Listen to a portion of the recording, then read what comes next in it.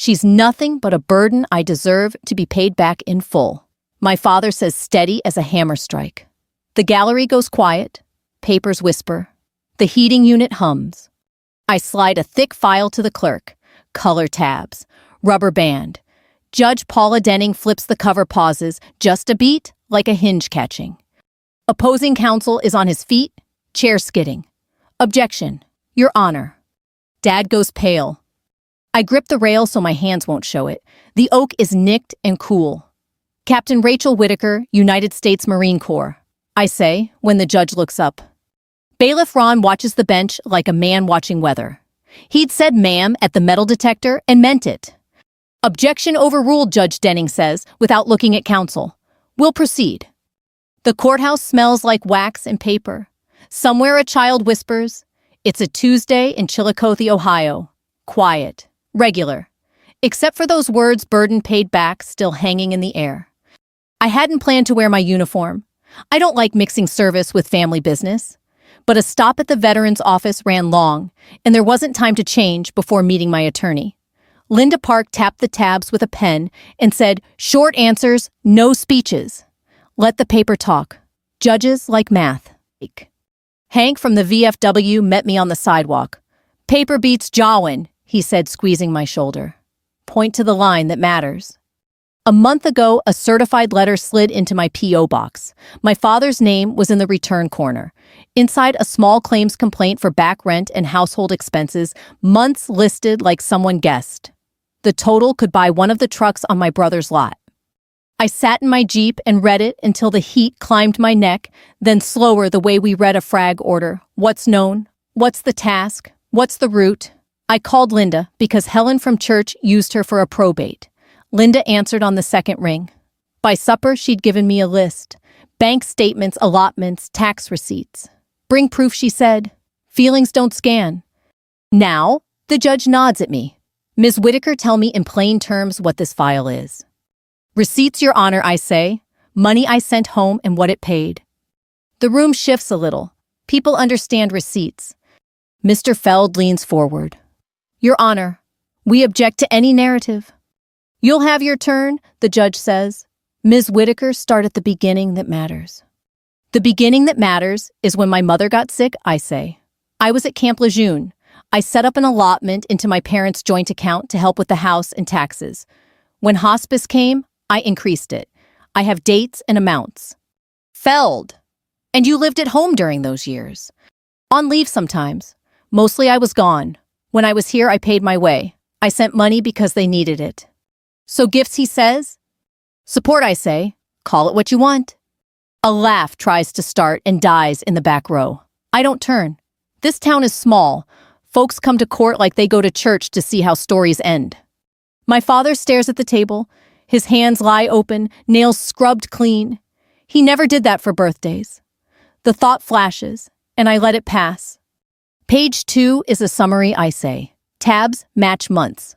The last tab is a letter from the bank. I don't say what it says. Not yet. My mouth is dry. Outside, a motorcycle blats and fades. The courthouse clock chimes noon at 10:30 like it always does. No one looks up. Dad finally meets my eyes. His gaze flicks over the insignia and bars. When I enlisted, he called it stubborn. When I pinned captain, he said rank was just time with fancier sleeves. In this room, none of that matters. Paper matters. "Proceed," the judge says. "We'll hear the plaintiff and then take the exhibits." Feld asks his questions the way men do when they've asked them 100 times. Dates, numbers, phrases like benefit conferred and unjust enrichment. Dad answers in short lines. "She was never here," he says. "When she was, she used the house. I kept the place up." By kept the place up, you mean repairs you paid for Feld prompts. "I mean, I did what a man does," Dad says. "I ought to be made whole." The words land heavy in the room, made whole. A few heads tilt, like folks are weighing that with what they know about bills and funerals and winter gas. Captain Whitaker, Judge Denning, says bring the file. I carry it with both hands so it won't rattle. She opens the first tab and reads half a page, then the next. The room leans toward the paper. It's quiet enough to hear shoes on the hallway tile. A clerk passes with mail tied by string. A teen in a too-big suit tugs his cuffs. The ordinary keeps moving around the thin place where families argue what they owe. The judge closes the file a moment, then opens it again. Another small hinge. Pause. Feld's pen clicks twice. He's seen the same line she has. Objection foundation, he says too quickly. Overruled, Judge Denning says calm.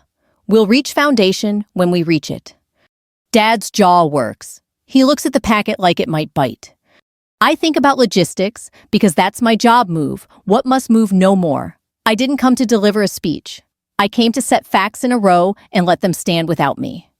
Thank you, Miss Whitaker, the judge says. You may step back. We'll take each exhibit as needed. I step back. My hands feel oddly light without the weight of the file. A square of summer light falls across the threshold. I square my shoulders and breathe. This is how the day my father asked to be paid back in full begins: burned coffee, a wrong courthouse clock, a bailiff who says ma'am, like a promise, and a stack of proof I had to steady with both hands so it wouldn't shake when I set it down.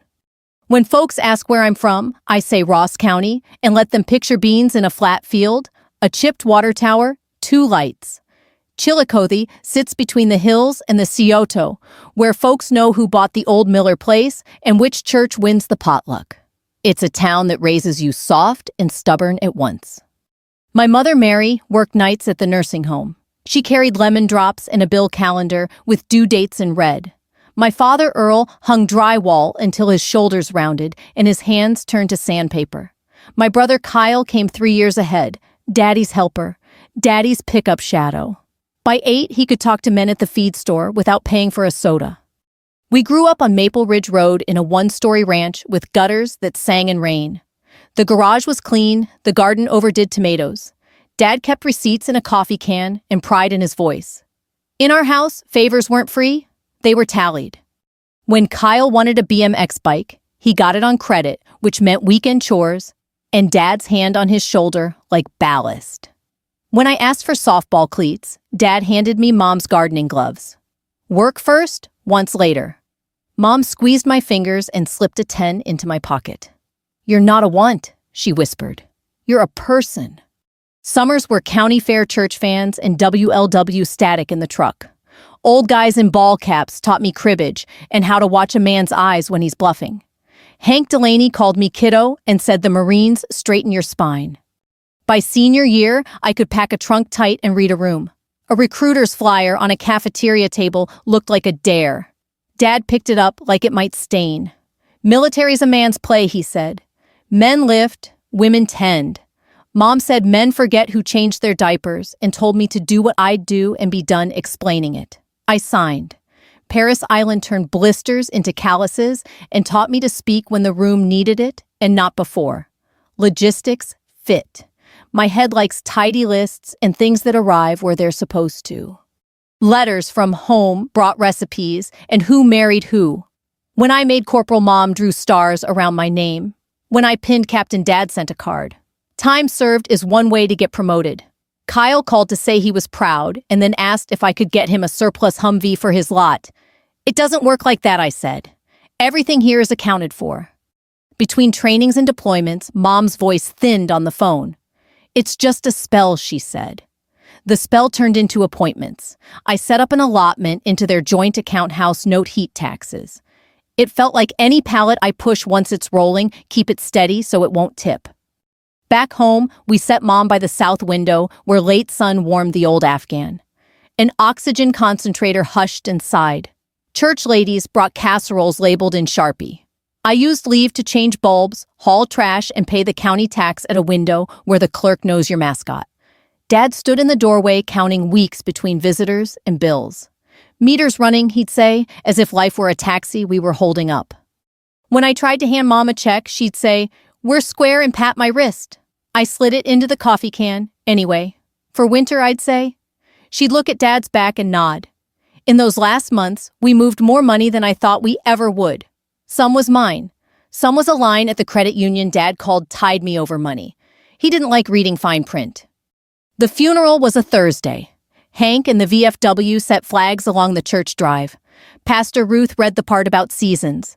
People hugged me too long. Kyle kept his arms folded.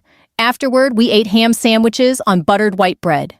Somebody's aunt said, "Your mama bragged about you every week."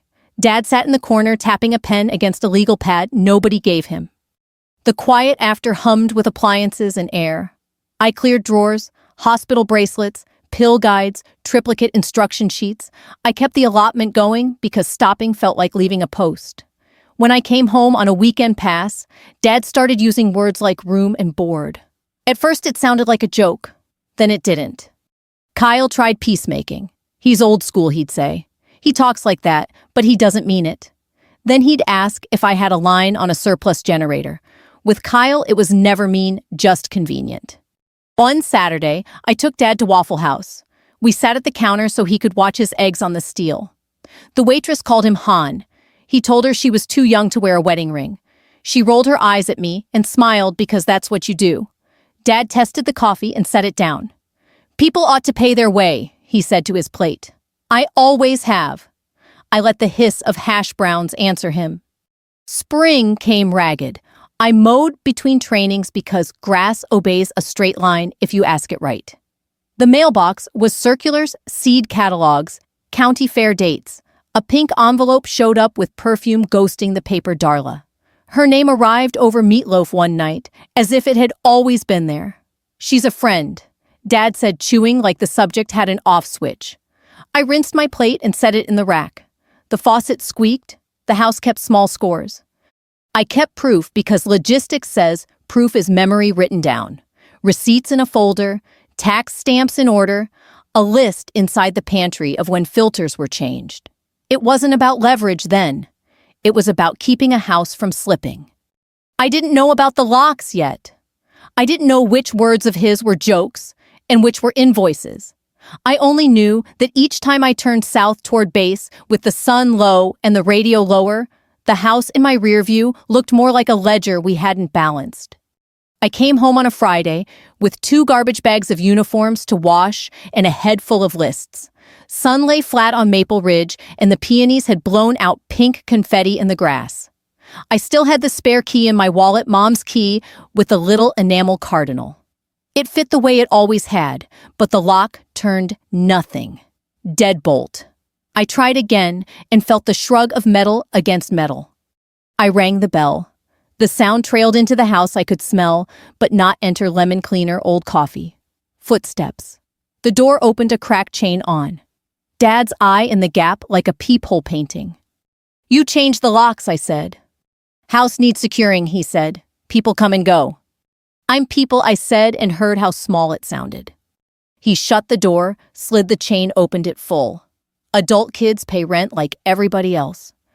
Behind him, on the hall tree, hook a purse hung soft, fake leather tassel zipper leopard lining, poking out. A floral tote leaned below it. Monogram, DR. I could hear a laugh from the kitchen light as a spoon in a cup. "Darla," I said, because it was easier than saying, "You didn't tell me she moved in?" "She helps," he said. "A house is work." "I sent money for years," I said. "For the house?" "That was charity to me," he said, shrugging like it was nothing. "And I'm done with charity."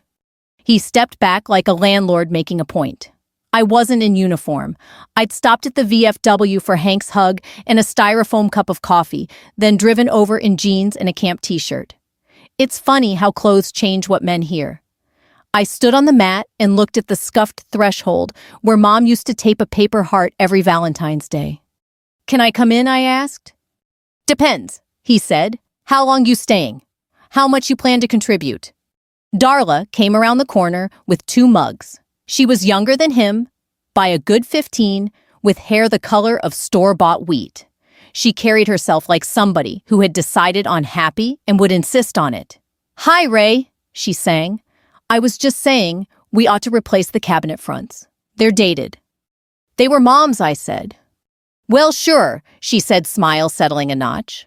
"But time moves." "Not today," I said. "Today, I need my bedroom and the file box under the bed." Dad scratched his jaw. "Bedroom's a craft room now. You'll have to use the couch." He meant what he said. He wanted me to argue so he could call it drama. I set my bags down and stepped inside anyway, because some things you do to keep a line from sliding further. The carpet gave under my heel where Mom's rocker had sat. The wall where the graduation pictures had been was blank. In the space, a TV bracket waited. My throat ticked. I kept my face plain. 2 nights, I said. Laundry file box, and I'm gone. He let me pass with a sigh big enough for the neighbors. Meters running? We made it through supper by talking about the Reds. Darla said the words open concept twice. Dad repeated grown kids pay rent like it was a proverb and not a choice. When I said I'd pay for pizza, he said, that's a start, as if the crust were an installment. Sunday, we went to church because that's what bodies do even when minds wander. Potluck afterward under the fellowship hall fluorescence. Deviled eggs lined up like a parade. Green bean casserole with the crunchy onions. Red Jell-O mold with the fruit suspended like a science project. Dad planted himself where the line had to bend around him. He told Mrs. Pruitt I was home with medals and bills and laughed too loud at his own joke. Laughter sprayed like oil and then died when folks saw my face.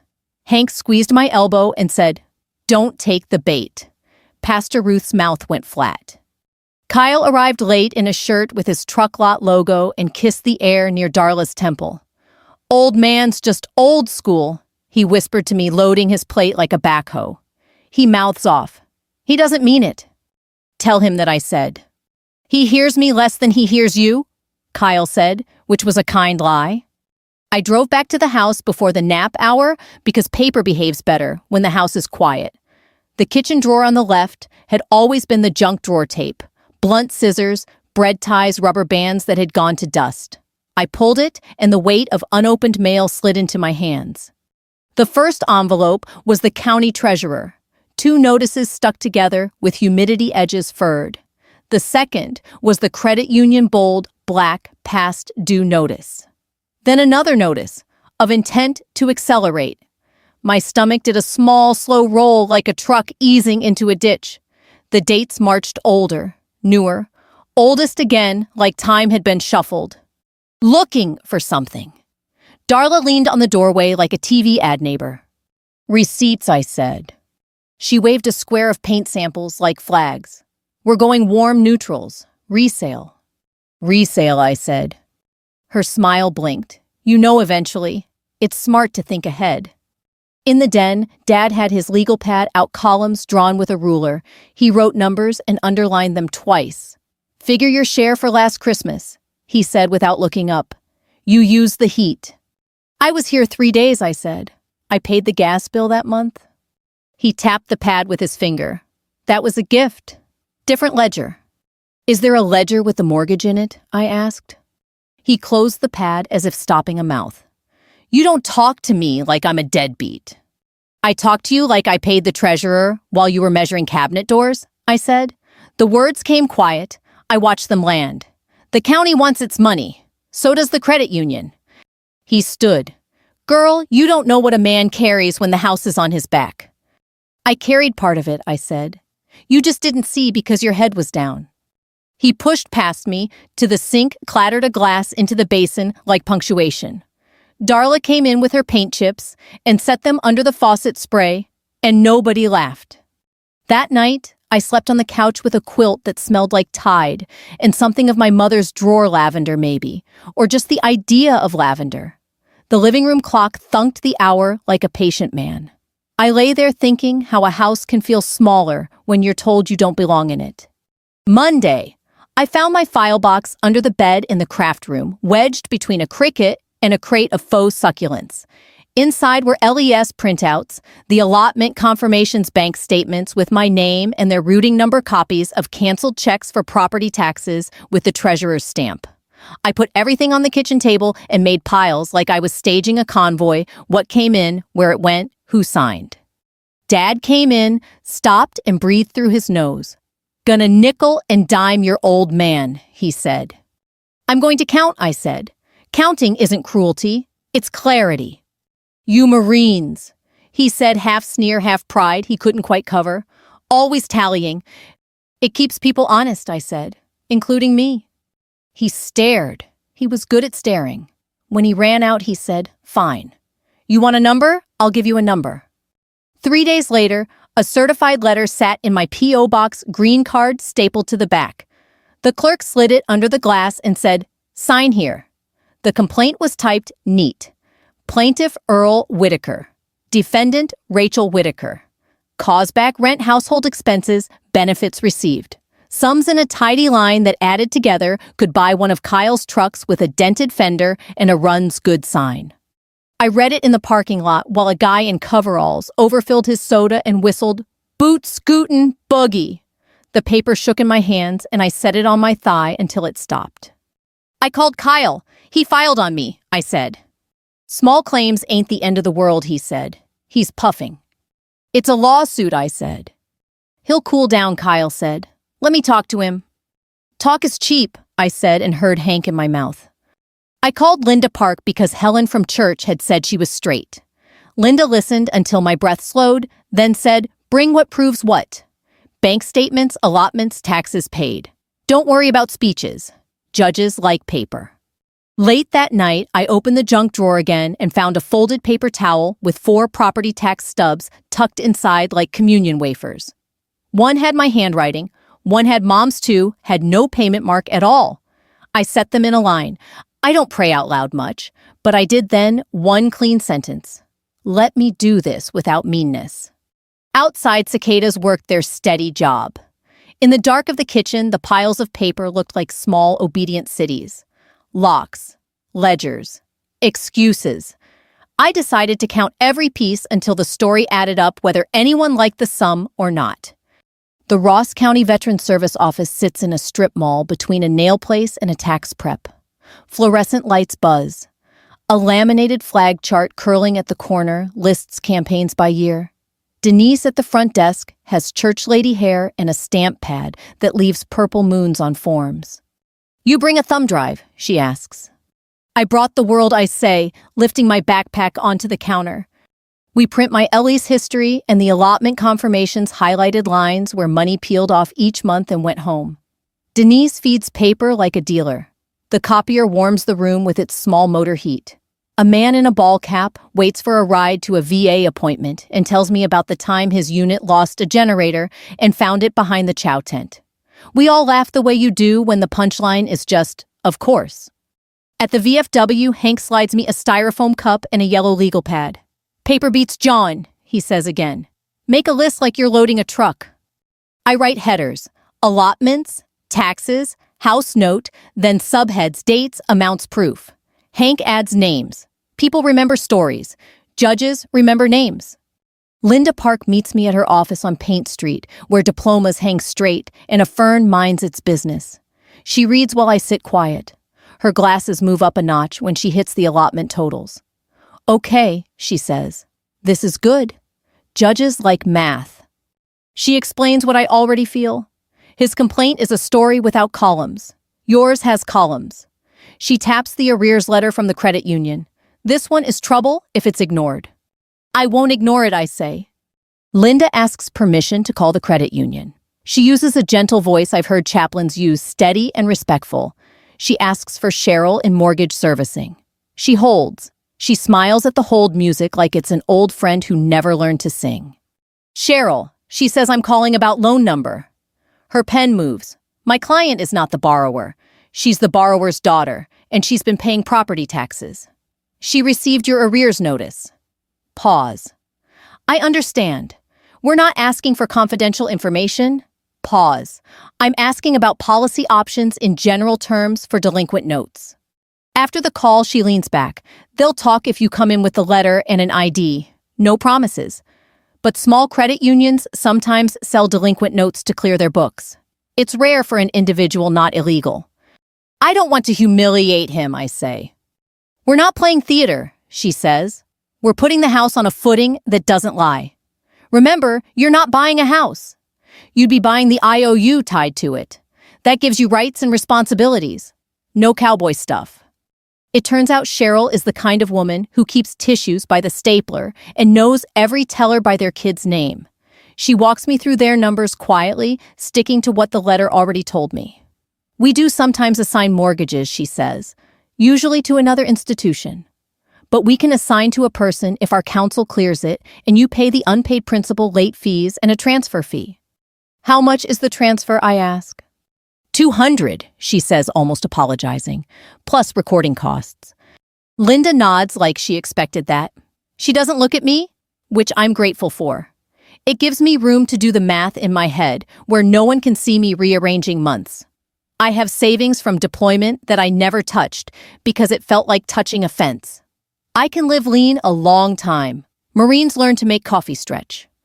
Cheryl prints a draft assignment, and in a long word I have to say twice to like it. This endorses the note to you, she says. It's just a paperclip in legal clothes. She smiles. Our counsel will initial each page. You'll take it to the recorder so the world knows who holds it. The world turns out to be a counter at the Ross County Recorder's office, with a bell you press when someone finishes a story about their grandson. The clerk wears a sweater with pumpkins. It's July, but the air conditioning makes it fall. She checks the legal description, the parcel number, the signatures, the notary seal. She flips to the last page and stamps it hard. The stamp leaves a red rectangle that says what day it is and exactly what time. 2:06 p.m. So if anyone argues later, the clock will do the talking. She slides me a receipt. That's your instrument number, she says, tapping the top right. Means it's real to whoever comes asking. I walk out into sunshine that looks different. The sky is the same sky over the fairgrounds and the paper mill, but I feel like I'm carrying a quiet engine. Back at Linda's, we make a binder the way you make a field kit. Front pocket case caption hearing, date my ID. First tab summary table with columns lined straight enough to please a drill instructor. Second allotment printouts with highlights. Third canceled checks to the treasurer each with that rubber stamp that says, paid like a clean verdict. Fourth text messages, printed out not all of them. Only the ones where my father wrote used your money to keep the roof on and your share is past due. Fifth, the credit union arrears letter. Sixth, the assignment and along with the recorder's stamp and instrument number, like a birth certificate for a fact. Last tab is your note to yourself, Linda says, handing me an index card. 2 lines. Why you're doing this in case your mouth goes dry. I write, keep the house honest. Don't be cruel. Hank drops by with a manila envelope. From the treasurer, he says, winking. Inside copies of the last 5 years' tax receipts, certified by a woman who taught me Sunday school. The staples are neat and proud. We sit at the VFW with the binder between us like a chessboard. Men drift by and pat the cover as if to bless it. One tells me about a judge who hated speeches so much he timed them with a kitchen timer. Another says, don't answer what they didn't ask. Hank says, speak slow enough your bones can hear you. At home, Darla is spreading paint samples on the table where my piles used to be. We decided on basket beige, she says, then sees the binder and steps back like it might stain the swatches. Dad looks at the red recorder stamp and goes still in a way I haven't seen, like a buck that realizes the shadow isn't a branch moving. You went and made it official, he says. I wrote down what was true and filed it where truth goes, I say.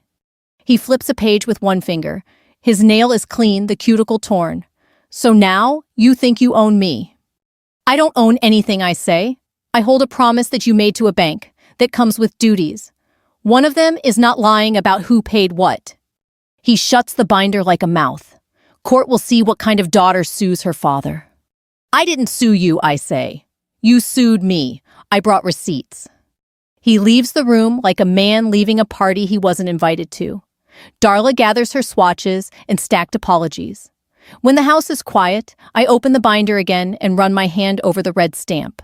I'm not proud. I'm tired. But tired feels better than helpless. Before bed, I slid a second smaller folder into my bag, copies of everything on cheap paper I won't mind handing over. Marines carry spares. I put the index card in the front where my fingers would find it if my brain ran ahead. The night before the hearing, I ironed my blouse because starch is easier to control than feelings. I didn't plan to wear the uniform. It feels like bringing a marching band to a whisper. But the morning schedule shifted, stop at Veterans Office print, one last page, no time to change, and the blues went on. If anyone thought I wore them to show off, that's their story to carry. Mine was a binder and a promise to tell the truth, slow. No cape, no speech, Paperwork. Bailiff Ron calls the room to order and reads the case caption like a grocery list. He doesn't judge Earl Whitaker, plaintiff, versus Rachel Whitaker, defendant. He says it plain, and the words sit between us like a salt block in a pasture. We squeeze onto the morning small claims calendar with dogs at large and a busted fence dispute. The judge takes off her reading glasses and looks at both tables, like a mother at a kitchen standoff. Counsel, she nods to Feld. Ms. Park. Linda sits beside me, with her yellow pad neat to the edge. She touches my elbow once a half-second check-in, and then folds her hands. Mr. Feld, Judge Denning says. You filed. Go ahead. Feld stands with the ease of a man who knows his shoes don't squeak. He thanks the court. He explains room and board, and benefit conferred as if the words could build a ladder over what's inconvenient. He says I took advantage of the family home while making minimal contributions. He gestures vaguely at me with 2 fingers as if I were a diagram he could erase. Call your first witness, the judge says. He calls my father. Dad walks stiff to the stand, right hand up. He says I do like a man promising the weather. On direct, he keeps his voice measured the way he used to speak to inspectors. I kept that house, he says. I shoveled the walk. I fixed the furnace motor. I cooked. She came and went. I paid. Did your daughter pay you rent? Feld asks. No. Dad says, eyes on the tabletop. She sent money to her mother, which is different. Sustained narrative. Judge Denning warns gently when Feld starts to drift into a story about my cleats in the mudroom in 2008. Let's stick to this claim. Feld hands up a page torn from Dad's legal pad columns, underlines a total. The judge hums the kind of sound you make when you recognize handwriting, but not math. Cross, she says. Linda stands spine soft, but straight. Mr. Whitaker, she says like a neighbor asking for a cup of flour. Did you ever tell your daughter in writing that you expected rent? No, Dad says. Did you accept money your daughter deposited into your joint account? Yes. Did you use some of that money to pay taxes and utilities? Yes. Thank you, Linda says and sits. No speech, no stir. Let paper talk. Defense, the judge says. Your witness or your exhibits? Linda nods at me. My boots feel heavy, but the floor is solid. I raise my right hand, say I do, and sit. The Bible smells faintly of lemon oil. I can hear the clock on the back wall marking time like a patient drill sergeant. Captain Whitaker, Linda says, why did you send money home? Because my mother got sick, I say. Because the house needed it. Did you send it as a loan, expecting repayment? No. She points to the binder. What is Exhibit A? My LEE's printouts and allotment confirmations with dates highlighted. And Exhibit B? Copies of canceled checks to the county treasurer, property taxes paid, some signed by me. And Exhibit C? The credit union arrears letter addressed to my father and the mortgage loan number. And Exhibit D? The assignment of the mortgage note to me and the allonge endorsing it, recorded with the county. It has the instrument number and the recorder's stamp. Feld is up like a spring. Objection foundation? Relevance. Overruled, Judge Denning says. We'll get to wait. Proceed. I keep my eyes on the tabs. My heart remembers that Beat It learned on ruck marches steady and unspectacular. Linda moves me through dates and amounts like she's guiding an old church piano through a hymn verse chorus no flourish. Feld approaches for cross. Careful a grin, not quite happening. Captain, you say you sent money voluntarily. I did. You were not living at the home full-time. I was not. So these were gifts. They were support, I say. Call it what you want. The bills got paid.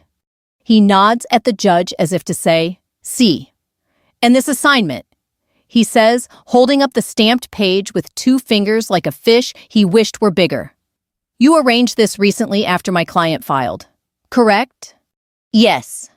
So you bought a note to hold over your father. No, I say. I assumed a note to keep the house honest, so the bank wouldn't do worse. Worse, he says. Foreclose, I say. The word lands like a tool on a bench. The gallery shifts on its pews. Foreclosure is not a law book term in Ross County. It's a neighbor's truck gone and grass tall. The judge leans forward. She flips to the assignment and allonge. The red recorder stamp stares back like a stop sign. She goes still, the small hinge of the room catching. Counsel, she says to Feld, your client filed to collect back rent from a daughter who on this record appears to have paid taxes, paid utilities, and now holds the note securing his house. Feld starts, Your Honor. Sit. Her voice isn't loud, but it settles birds. Captain Whitaker, did you threaten foreclosure? No, I say. I have a repayment plan drafted. If he'd asked me for help straight, we could have signed it at the kitchen table. Do you intend to make him homeless? No. The word is simple and true. I intend to stop being called a debtor when the math says I'm not. The judge looks at Dad. Mr. Whitaker, did you know the mortgage was assigned? Dad's mouth tightens. I suspected when she brought that binder in here. Did you tell your lawyer that before he filed this claim? He hesitates. No. Feld shifts his weight, then thinks better of speaking. Anything further on, Cross, the judge asks. Feld tries a different road. Captain, in text messages, you used the phrase, I paid the county, when you didn't. That's accusatory. It's factual, I say. The stubs show it. No more questions, he says, and it sounds like a truce he didn't want. The judge takes off her glasses, cleans them with a square of cloth in slow circles that cool the room 5 degrees. She looks at me, then at my father, then at the file again, as if it might sigh. This court isn't a confessional, she says. It's a set of columns. What I've got is a plaintiff who brought a claim for reimbursement without disclosing that the defendant has been funding the taxman and now holds the note on the very property he says he maintained at his expense. That changes things. She writes for a full minute while nobody breathes loud. The radiator ticks. Somewhere outside, a truck downshifts and recovers. Here's the ruling, she says at last. The plaintiff's claim is dismissed with prejudice. Costs to the plaintiff. In addition, the court imposes a modest sanction to defray the defendant's documented expenses in preparing these exhibits based on the plaintiff's failure to disclose material facts before filing. I am not entertaining a counterclaim today. If the parties have a housing dispute, it will be dealt with in the proper division, where the recorded priority of the note and tax liens will control. She looks at me. Captain, don't weaponize that paper. Yes, Your Honor, I say. She looks at Dad. Mr. Whitaker, this courtroom is not a place to balance resentments. You have a family matter. Settle it somewhere that doesn't echo. Her gavel is one clean knock, a carpenter's tap, to set a nail without splitting the wood. We stand because the bailiff tells us to, and because our knees make us. Hank is in the back row, eyes bright the way old men's eyes get when a line finally comes true. Kyle stares at the floor tile as if it could save us all. Darla twists her purse strap until it creaks. Dad doesn't look at me. His color has gone the flat fish belly white of a man who thought he had a map and then saw the road sign point a different way. He reaches for the legal pad and misses it by an inch, like his hand can't quite remember trust. Linda leans toward me without turning her head. Breathe, she says. Then we'll talk about next steps. Outside on the stairs where the air moves. I think of the index card in the binder pocket. Keep the house honest. Don't be cruel. And I feel my shoulders drop a notch I didn't know I was holding. The judge was right. This room is columns. The rest is ours. The hallway spills us onto the courthouse steps, like grain from a chute, slow at first, then everyone at once. The stone is warm through shoe leather. Flags slap the pole in a wind that smells like hot tar from Maine and the paper mill further on. Somebody's nephew bounces a baby. The world keeps going, but people hold near the rail to see what a story looks like when it reaches daylight. Linda guides me to the side under the portico shade. Stairs are where people make trouble, or make peace, she says. Let's aim for peace. Hank is already there, leaning on the column like he built it. You done good? He says without moving his mouth. Don't spike the ball. Dad comes out with Feld on one side and Darla on the other, both talking to him and neither being heard. Kyle hovers behind them, a little boy again. I watch Dad's face as he meets the light. He blinks like he stepped from a shop into noon. Pale looks different outside, thinner somehow. 2 women from church stand clumped by the ramp. Pastor Ruth is with them, holding a file like a hymnal. A stringer from the Gazette kid in a wrinkled button-down has his phone in his hand, but pointed at the ground. Off the record, he keeps saying to no one, "I'm just here if anyone wants to say something." Nobody does. A clerk from Civil pops out with a thumbtack sheet, crosses the landing, and tacks the week's ADR calendar to the corkboard by the door mediation dates for foreclosure cases already in the pipe. Names none of us know, addresses we do. The paper lifts in the breeze, then settles. People look, because people always look. Hank touches my sleeve. "That's the board you keep your name off," he says softly, like he's telling me where the drop-off is on a gravel road. Linda opens her folder and holds it close so only I can see.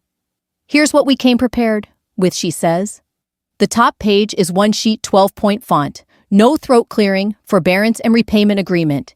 It has blanks already filled, arrears total 12 equal payments, automatic draft on the first escrow for taxes, so the county never licks another pink notice, and one paragraph titled, "No harassment, no public disparagement." If either side breaks the terms, the agreement ends and the holder of the note may proceed as the law allows. Underneath a notary block and a dateline labeled "Executed on the courthouse steps," Linda's small joke at the truth. "You sure?" she asks. "I'm sure," I say. Dad looks our way, like a man who sees a wasp and hopes it keeps flying. Feld puts a hand up, "Wait," and then walks over chin-tucked wary, like he's approaching a dog at the pound. "Captain," he says tight. "Miss Park." Linda smiles her calm librarian smile. "Mr. Feld." He glances at the paper. "What is this?" "A way out," Linda says. "No one loses a key. No one loses face." "Too late for face," he mutters, but he takes the page and scans. He's a quick reader. 12 payments. Taxes escrowed. No contact language except for house business. Cure terms if a payment bounces. He licks his lips. "You drafted this before today." "I draft things," Linda says. Feld looks back at Dad. Dad's got one hand on the rail. The skin on his knuckles is thin and glossy like the shells of boiled peanuts. Darla's still talking in his ear. "We can sell later if it's tidy." Earl and Kyle is rubbing his jaw the way he does when he's deciding whether to make a joke or leave it. He doesn't make one. "Let me confer with my client," Feld says. "Which is lawyer for? Let me try to lead the horse to water." They huddle 10 paces off. People look, but pretend not to. Hank clears his throat, and half the old men on the steps adjust their caps and wait the way men wait at a tailgate sympathy without smothering. The kid from the Gazette drifts closer. "Do you want to say anything on background?" He asks me about the service piece. The uniform plays loud in a photo. I keep my eyes on Dad. "We're a family," I say. "Paper keeps us honest. It doesn't need a headline." He nods like I gave him something bigger than a quote. "That's fair," he says, and steps back. Feld returns with Dad, who stands squarer now, as if he's remembered that he has a spine.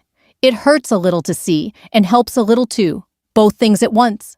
Feld holds out the agreement. "My client has conditions." Linda lifts a brow. "Autopay on the 15th, not the 1st, Feld says. That's when his social hits. And remove public disparagement.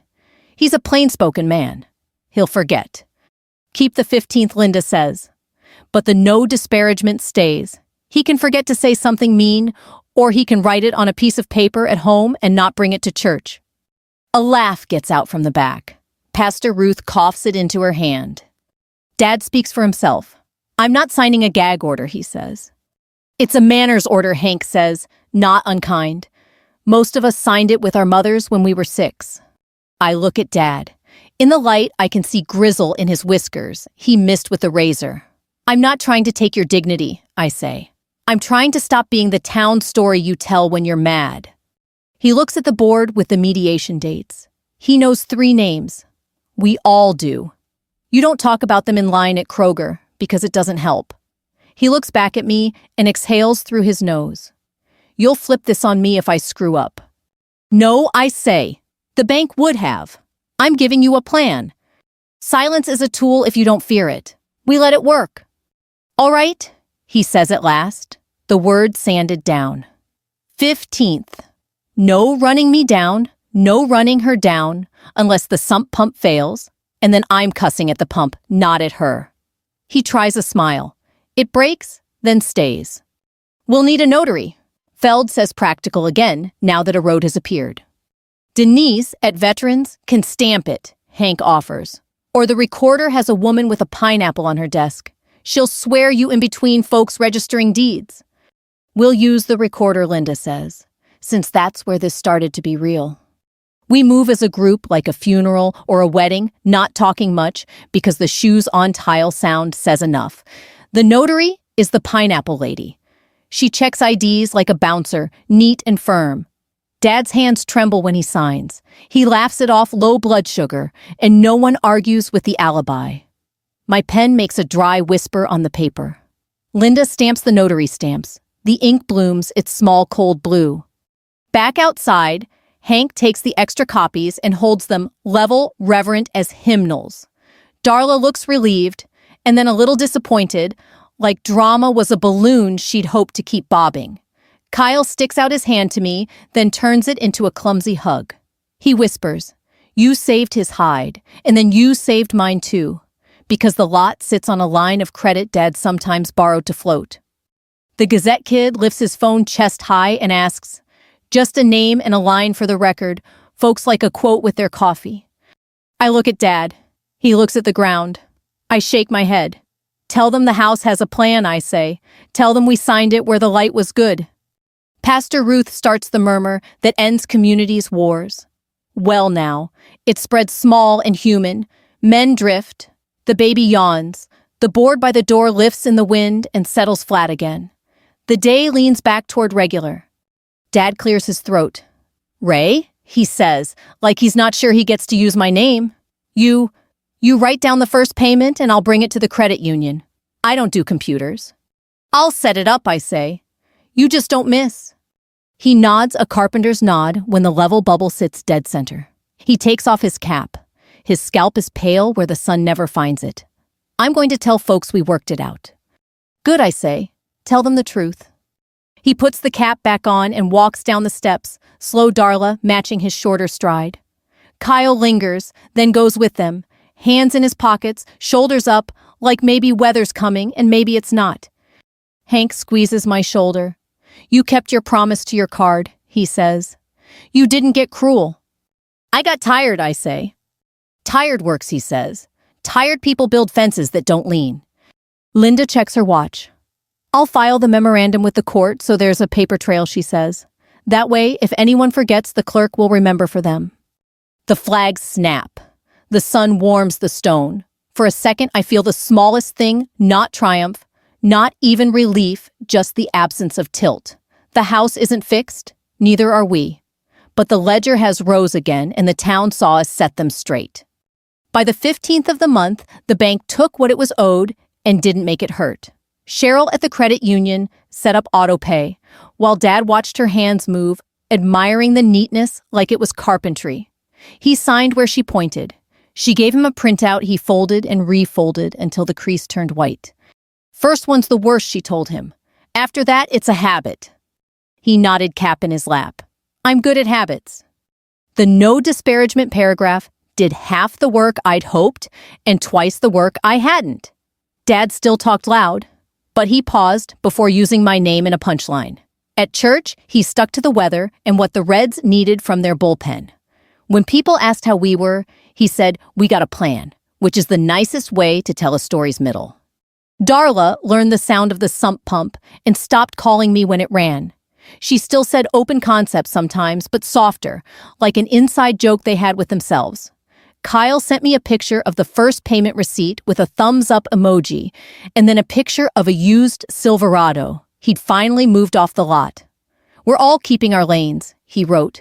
It was the most true thing he'd texted me. I kept the binder in the hall closet behind the vacuum. Each month, I slid in the credit union's confirmation and the county tax escrow statement with its tidy bar graphs. Paper is a calendar that can't lie. When the judge's sanction check posted to my account, I wrote court costs on a sticky note and left it there 2 weeks before I moved it to a new envelope labeled Mary. On a cool evening in late August, I took that envelope to the cemetery. The groundskeeper had trimmed the plot neat. 2 grass clippings stuck to Mom's name, and I brushed them off with my thumb. The air smelled like warm dirt and cut stems. I brought lemonade in a travel mug and sat on the bench Hank helped install when the town did the veterans section over. You can't talk to the dead, not really, but you can tell the truth where they're buried. "We didn't break the house?" I said. "We didn't break each other either." A cricket wound up its little engine. I set a smooth creak stone on the base of Mom's marker, the way she used to keep one in her pocket, to remind herself to stay anchored. On mine, I'd written with a Sharpie, "Keep the house honest. Don't be cruel." It looked like a child's homework. Maybe that was right. Fall came and went. Dad hit every 15th. Once he called to say the money would be tight because the garage roof ate a paycheck and Darla's car needed brakes. He didn't ask for a pass. He asked if the auto pay would bounce if he walked the cash to the credit union 3 days early. "Walk it," I said. "I'll still check the account." "Figures," he said. It wasn't mean. It was relief disguised as grump. At Christmas, Pastor Ruth put a candle in his hand and he didn't fight it. He sang the verse. He always sang a little off-key.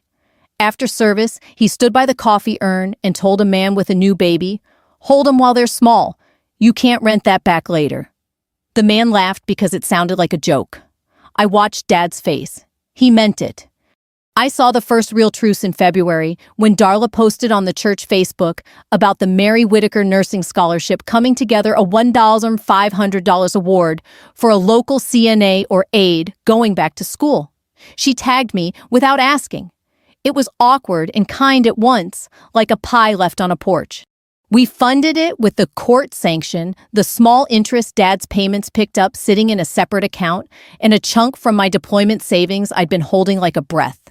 Linda helped with the paperwork so the VFW could administer it clean and not get crossways with anyone's taxes. Hank said, "Your mama would have liked her name doing something besides gathering dust." When spring leaned into summer, Dad made his 12th payment. Cheryl at the credit union printed the ledger and smiled like it was a baby picture. On time, every time she said to Dad, and you could see the words, "Put a little shine on him." We had one more thing to do. I endorsed the mortgage note back to the credit union for $1. In consideration, Cheryl's phrase, "tidy as a motel bed." She slid the document into a plastic sleeve like a library book, then passed me the recorder's stamped receipt. "Now the bank is back where banks belong," she said, "and you can stop carrying something that wasn't meant to live in a person's pocket." "Thank you," I said, and meant it bigger than the room. Dad was quiet walking out. On the sidewalk, he stopped and looked not at me, but at the building, at the flag bracketed to brick, at the clean glass. "So we're square," he said. "We're current," I said. "Square's a different math." He nodded. "I can live with current." He put his cap back on by feel, and we stood there another second. Two people who had run out of performances. VFW scholarship night landed on a hot Tuesday, folding chairs in straight rows, and a microphone that squealed every time someone forgot to hold it low. The coffee tasted like it had been reheated 3 times. People showed up anyway because they always do. Hank opened with the pledge. Pastor Ruth said a prayer with one well-placed joke so the room could breathe. I presented the scholarship with my mother's name on it and tried not to overtalk. "This is for the person who keeps the lights on in the hard rooms," I said. "It's for steady hands and kind ones." The recipient was Janelle Ortiz, a CNA at the nursing home, where Mom worked, a single mother with a calendar you could set your clock by. She took the envelope with both hands like it held something fragile and pressed it to her chest. People clap the way people clap when they know $1 never solves anything alone, but it helps a person stand a minute taller. Near the back, Dad sat with his cap in his lap. He didn't stand when the room stood. He isn't a standing kind of man. But when our eyes met, he gave me one nod, small and square. It cost him something. That made it worth more. Afterward, he shook Janelle's hand. "You'll be good at this," he said. She said, "Yes, sir," and you could see it take. On the way out, Hank walked beside me and said, "You know, we like big endings because they sound good on the radio. But this was better." What was I asked? He gestured at the room, the coffee, the folding chairs, the envelopes with too many staples. Keeping the ledger honest without turning it into a weapon. That's grown-up work. At home, I took the creekstone from my pocket and set it on the windowsill. The house breathed its small summer breaths. I thought about all the bills you can't mail respect decency, the cost of a laugh that doesn't land on someone's back. Here's the truth I learned, standing in court and on courthouse steps and in rooms that smell like coffee and old paper respect isn't a bill you send someone. It's the balance you keep with yourself when the ledger finally adds up. When we count right, we can stop keeping score. If this story reached you, if you've kept a hard promise or set the math straight without meanness, share it with someone who needs that kind of nudge.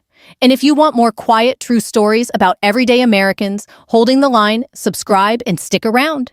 We'll keep the coffee hot and the ledgers honest.